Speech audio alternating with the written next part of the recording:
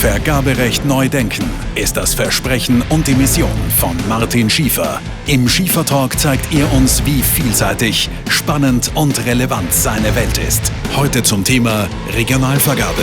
Vergleichbare Kriterien, die wettbewerbsfähig machen. ESG, Regionalität, Bauordnungsreform, B-Zertifikate und Wettbewerbsfähigkeit.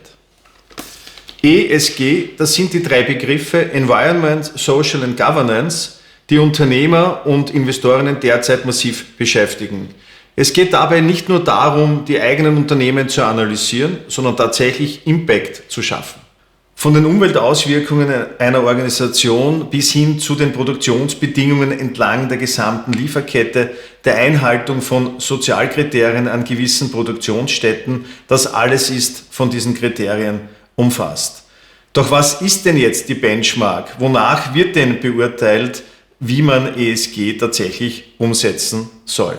In der Praxis zeigt sich, dass das gar nicht so einfach ist. Viele Unternehmerinnen und Unternehmer beginnen bereits Maßnahmen zu setzen, kleine Teile, die am Schluss in das Gesamtbild zur Bekämpfung des Klimawandels und der gesellschaftlichen Herausforderungen notwendig sind.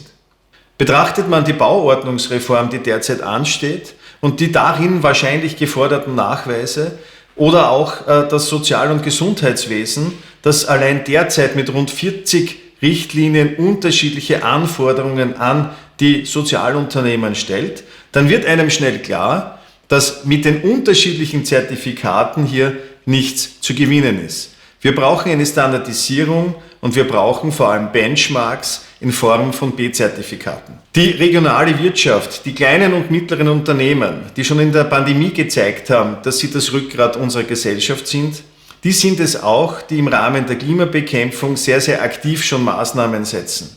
Die Maßnahmen, die hier gesetzt werden, sind aber kostenintensiv und ein derartiges Unternehmen muss sich genau überlegen, worin es seine Zeit und sein Geld investiert. Wir brauchen daher entsprechende Strukturen und müssen uns überlegen, wie wir ESG vergleichbar machen. Auftraggebern und Auftraggeberinnen kommt dabei eine besondere Rolle zu. Die Gestaltung von Ausschreibungen wird daher zum Lenkungsinstrument. Auftragnehmerinnen haben damit die Möglichkeit, ihr Businessmodell ökologisch, sozial und verantwortungsvoll auszurichten und sie werden damit wettbewerbsfähiger, damit am Ende das zusammenpasst, was auch zusammengehört und es sich zu einem schönen Gesamtbild fügt.